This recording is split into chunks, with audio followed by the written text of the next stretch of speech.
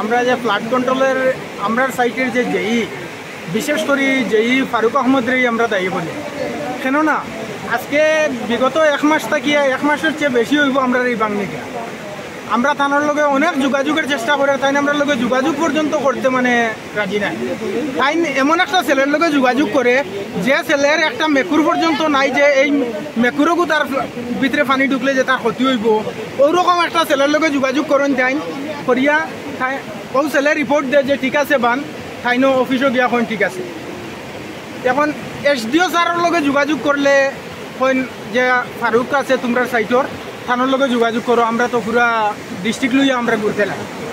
এখন এই একমাত্র ফারুক এই ফারুকরে আমরা সাইটে গিয়া অতি সত্তর সরাইয়া অন্য একজনের নিয়োগ দেওয়ার লাগে আমরা আবদার রাখিয়া বিগত 7 বছর থাকিয়া এই ফারুকে দুকাবাজি করে করি আর আমরা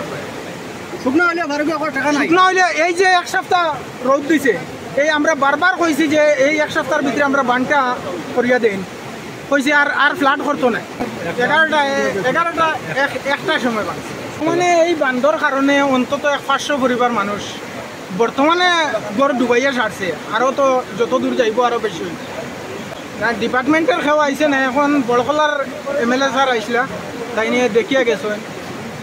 দেখিয়া জানি না কিতা কইছেন।